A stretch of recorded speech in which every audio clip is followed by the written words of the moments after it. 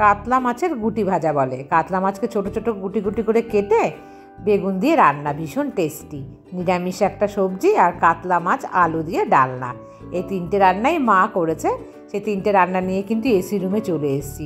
মা একদম ঠিক করে কিন্তু মাটিতে বসতে পারে না, যেহেতু আমার ভীষণ গরম লাগছে। মা কিন্তু কষ্ট করে হলেও নিচে বসেই কিন্তু খাচ্ছে। শুভ দুপুর বন্ধুরা, মিঠু সিম্পল লাইফস্টাইলে তোমাদের সবাইকে ওয়েলকাম। আশা করছি তোমরা সবাই খুব খুব ভালো আছো। এই দুপুরবেলা থেকেই কিন্তু আমি তোমাদের সামনে আসলাম। আজকে আমি আমার কিচেনটাকে আরও বেশি ঝকঝকে করার জন্য কীভাবে পরিষ্কার করে রাখি সেটাই কিন্তু তোমাদের সাথে শেয়ার করব। আর আমি মাসের যে মাসকাবারি সেই জিনিসগুলোকেও কিভাবে স্টোর করে রাখি সেটাও তোমাদের সাথে কিছুটা শেয়ার করব। আশা করি তোমাদের ভালোই লাগবে। কিচেন ক্যাবিনেটের ওপর স্পেসটা কিন্তু প্রচুর ধুলো পড়ে, আর রান্নার সময় তেল ছিটে হালকা যাই যতই চিমনি চলুক না কেন সেগুলোর ওপরে কিন্তু খুব আঠার মতন আটকে থাকে। আর তার জন্য প্রথমে একটা শুকনো কাপড় দিয়ে কিন্তু ভালোভাবে মুছে নিয়ে তারপর তারপিন তেলে কাপড়টাকে ডুবিয়ে বেশ কয়েকবার কিন্তু ভালোভাবে মুছে আমি সেই আঠালো ভাবটাকে তুলে দিয়ে একদম পরিষ্কার করে দিয়েছি। আর তলার পোর্শন ওপরে পোর্শন সব জায়গায় কিন্তু খুব ভালোভাবে আমি পরিষ্কার করলাম। এবার চলে এসে চিমনি পরিষ্কার করতে। এই ডিজাইনটার মধ্যে কিন্তু বেশি আমি রগড়াই না তারপিন দিয়ে, তাহলে এই ডিজাইনটা উঠে যেতে পারে। খুব হালকাভাবে কিন্তু চারিপাশটা বুলিয়ে নিই, আর এই পোর্শনগুলোকে খুব ভালোভাবে কিন্তু আমি মুছে নিই। তবে যে লেখাগুলো আছে সেগুলোও কিন্তু একটু সাবধানে আমি পরিষ্কার করি। লেখাগুলো উঠে গেলে পরে কিন্তু ভীষণ অসুবিধা হবে কোন বাটনটা কোন কাজ করে আর কি। আর তারপর দেখো এই জায়গাটা তো আমি বেশ ভালোভাবে কিন্তু মুছে নিচ্ছি। আজকে কিন্তু চিমনিটাকে আমি খুলছি না, কারণ চিমনি যেদিনকে আমি খুলে পরিষ্কার করব সেদিন আবার তোমাদের সাথে সেটা আমি শেয়ার করব। আর খুব ভালোভাবে চিমনিটা পরিষ্কার করার পর কিন্তু আমি চলে আসলাম নিচের পোর্শনটাতে পরিষ্কার করতে। এর নিচের আর ওপর এই বক্সগুলো কিন্তু প্রচুর পরিমাণে আঠালো টাইপের হয়ে যায়, দেখলে ওপর থেকে বোঝা যায় না, কিন্তু হাত দিলেই হাতের মধ্যে কিন্তু মানে চিপকে চিপকে আসে। আর তার জন্য কিন্তু প্রায় দিনই মানে সপ্তাহে 2 থেকে 3 দিন যদি এই তারপিন তেল দিয়ে হালকাভাবে বুলিয়ে দিই না, তাহলে কিন্তু আঠালো ভাবটা একদম উঠে যায়। ভাড়া বাড়িতে থাকলে কম বেশি কিন্তু সবারই সমস্যা হয়। যারা ভাড়া থাকো তারাই জানবে এই ব্যাপারটা, তাছাড়া অন্যজনা কিন্তু বেশি একটা ফিল করতে পারবে না। আর ভাড়া তো ছোটোবেলা থেকে কখনো ছিলাম না, সেই কারণে কিন্তু ভীষণ অপমানিত বোধ করতাম। মনে হতো যেন আমাদের কিচ্ছু নেই, আমাদের মানে আমরা মানুষ নই, আমাদের কোনো অস্তিত্ব বলে কিছু নেই, এই ধরনের ভীষণ ফিল হতো। খারাপ লাগতো তখন ভীষণভাবেই। তো হয়তো এই ঘটনা আমার সাথে একটু বেশি ঘটেছে, আর এই ঘটনাটা ঘটার জন্য দায়ী হয়তো আমিও কিছুটা ছিলাম, কারণ আমি আমার স্পেসে ঢুকতে দিয়েছিলাম। আর সেই কারণেই কিন্তু সে সেখানে অধিকার ফলানোর চেষ্টা করেছিল। যাই হোক বন্ধুরা, যারা একটু সফট মাইন্ডের হও তারা একটু হয়তো এরকমই হয়ে যায়, বা অন্যের কথাকে ফেলতে পারা যায় না। অন্য কিছু বলছে, ঠিক আছে শুনে নিই।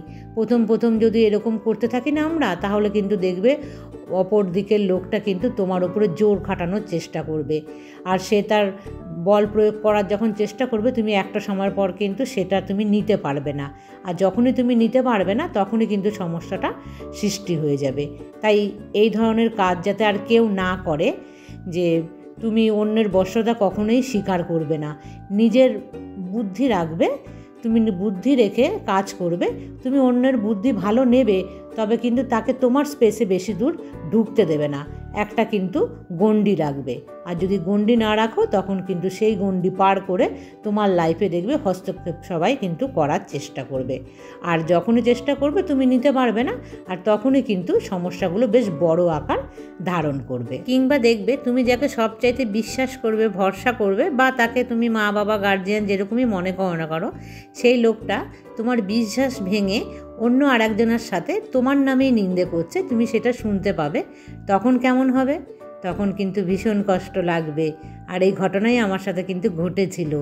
আমি তখন মানে এক মুহূর্তের মধ্যে ভেবেছিলাম যে কি করে হতে পারে, আমাকে যে এত কন্ট্রোল করছে, যে আমার ভালো চাইছে বলছে, সে আমার পিঠে কী করে আমার নামে বদনাম করছে। বন্ধুরা, আমি কিন্তু কিচেনের যে ফ্লোরটা আছে সেখানে দেখেছো একটু স্কচ ব্রাইটের উপর ডিটারজেন্ট নিয়ে তারপরে কিন্তু হালকাভাবে পুরো জায়গাটা আমি মুছে নিচ্ছি, কারণ এখানে কিন্তু তেল মশলা ছিটে জল এই সমস্ত আসে, আর বেশ কিছুদিন হয়ে গেলে চিটচিটে একটা ভাব হয়ে যায়।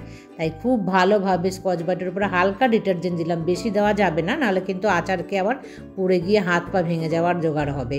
খুব হালকাভাবে দিয়ে বুলিয়ে বেশ কয়েকবার নিয়েছি, তারপরে কিন্তু প্রথমে কাপড়, তারপরে কিন্তু আমি মপ দিয়ে মুছে নিলাম খুব ভালোভাবে। এটা একটু শুকিয়ে যাক আর একটু রেস্ট নিয়ে নিই, বেশ হাঁপিয়ে গেছি জানো তো। আর মা এসছে চা করতে, এখন কিন্তু সন্ধে হয়ে গেছে। ভাবলাম এর পরেরটা একটু রেস্ট নিয়ে তারপরে আমি তোমাদের সামনে আসি। মাকে বলেছি চা বানাতে, দেখো মা প্রচণ্ড ঘেমে গেছে, গরম তো ভীষণ। চা কিন্তু মানে লিকার চা, সেটা মা বানাচ্ছে আমাদের দুজনের জন্য। 2 কাপ চা নিয়ে কিন্তু এক্ষুনি এসিতে চলে যাব। স্কচ ব্রাইটের ওপর এরকম হালকা ডিটারজেন্ট নিয়ে যদি একটু পরিষ্কার করি না ফ্লোরটা, খুব ভালো পরিষ্কার হয়ে যায়। কিন্তু এর জন্য কোনো রকম কিন্তু লিকুইড আলাদা পয়সা খরচ করে কিনতেই হয় না। দেখতেই পাচ্ছ কত পরিষ্কার। ঠিক এইভাবে রাখি বলেই কিন্তু আমার ঘর বাড়ি এত সুন্দর পরিষ্কার থাকে। চা বিস্কিট খেয়ে চলে আসলাম এখন গ্রসারি আইটেমগুলোকে কিছু কিছু আমি ভরে রাখি জারে। আর কিভাবে রাখি, আর দেখো একা থাকি এখন, বেশি তো লাগে না, যাই হোক অল্প কিছু আমি তোমাদের সাথে শেয়ার করছি। এই কটাই কিন্তু আমি সাজিয়ে গুছিয়ে কিভাবে রাখি, এবং পরিষ্কার করে রাখলে দেখো ভালোই লাগে। জিনিস অল্প হোক তাতেও কিন্তু সুন্দর লাগে যদি সাজিয়ে গুছিয়ে এরকম পরিষ্কার করে একদম রাখি। কৌটো দামি বা কমা যাই হোক না কেন, সাজিয়ে গুছিয়ে পরিষ্কার করে রাখবে, দেখবে ভালো লাগবে। আর এটা কিন্তু গোবিন্দভোগ চাল, আমার দিদি নিয়ে এসেছিলো দিল্লি থেকে। আর এই যে বাদামের প্যাকেটটা, এটাকে কিন্তু আমি কাটলাম না, কারণ এখন খাবো না, একটু কাটলেই কিন্তু এটা কেমন নরম হয়ে যাবে। আর এখানে দেখতো চিনি সবচাইতে কম, এই চিনি কিন্তু সবার ঘরে বেশি থাকে, কিন্তু আমার ঘরে একদম কম। আর এটা কিন্তু আমন্ডস। এইভাবে ছোট ছোট কৌটো বড় কৌটোর মধ্যে গুছিয়ে জিনিসগুলো রেখে দিলে কিন্তু ভীষণ আমাদের উপকার হয়, হাতের কাছে থাকে। আর দেখেছো এগুলো একদম ছোট্ট ছোট্ট কৌটো নিয়েছে, কিন্তু খুব অল্প অল্প জিনিস লাগে না এগুলো, তার জন্য ছোট কৌটোতে, বেশি বড় কৌটোতে রাখলে কিন্তু ভালো লাগে না দেখতে। আর এই দেখো এরকম একটা আমি বড় কৌটো নিয়ে নিই, তার মধ্যে কিন্তু এরকম ছোটো ছোটো প্যাকেটগুলো ঢুকিয়ে রাখি। আমি কিন্তু আলাদা কোনো কৌটোতে ঢেলে রাখি না এই হলুদ বা জিরের গুঁড়ো। আর লবণের কৌটোর মধ্যে কিন্তু আমি সব সময় একটা চামচ দিয়ে রাখি। আর এই বড়ি রেখেছি অল্প, বেশি গরমে তো বড়ি খেতে একদমই ভাল লাগে না। আর দেখো আমি কোথায় রাখি সেটাই তোমাদের সাথে কিন্তু আজকে আমি শেয়ার করছি। এখানে আছে হচ্ছে তোমার কাচের গ্লাস, তো সেটাকেও কিন্তু এই প্যাকেটটা আমি এখানে রাখি। আর এই যে একটুখানি আমি মুছে নিচ্ছি, তবে আজকে ডিপ ক্লিন করছি না, পুজোর আগে দিয়ে করব, সেটা তোমাদের সাথে কিন্তু আমি শেয়ার করব কিভাবে ভেতরটা পরিষ্কার করি। আর এই যে সমস্ত জিনিসগুলোকে কিন্তু আমি অল্প অল্প করে সুন্দর করে সাজিয়ে রাখছি। খুব বেশি কিন্তু আমার একদমই লাগে না জিনিস, তোমরা সবাই জানো। আর এখানে যা যা মশলাপাতি আছে রেগুলার কিন্তু আমি এগুলো ইউজ করি না, যেগুলো খুব কম ইউজ করি সেগুলোকেই কিন্তু আমি ওপরের তাকটাতে রাখছি, কারণ হাতের কাছে যে নিচে থাকে সেটাই বেশি ইউজ হয়। আর চা বিস্কিট কিন্তু একদমই খাওয়া হয় না আমি যখন একা থাকি, তার জন্য খুব কম পরিমাণে চা পাতা কিন্তু বেঁচে আছে, আনতে হবে চা পাতা, প্রায় শেষই হয়ে এসছে। এবার দেখো এই সমস্ত জিনিসগুলোকে কিন্তু আমি খুব হালকাভাবে, বেশি কৌটো কাটে দিয়ে কিন্তু ভরে রাখিনি, তবে আমার কাছে কিন্তু অনেক কৌটো আছে। সেই কৌটোগুলো আমি কিভাবে ইউজ করি সেগুলো কিন্তু আমার ফ্রিজে থাকে, সেটা আর একদিন তোমাদের সাথে আমি শেয়ার করব। আশা করি তোমাদের ভালোই লাগলো। অল্প কিছু গ্রসারি, সেটাই কিন্তু তোমাদের সাথে আমি শেয়ার করলাম যে আমি কিভাবে রাখছি। আর রান্নাঘরটা পরিষ্কার থাকলে মন কিন্তু সব চাইতে বেশি পরিষ্কার থাকে। আর রান্নাঘর পরিষ্কার মানেই বোঝা যায় যে সে বাড়ির রাঁধুনি যে কতটা পরিষ্কার।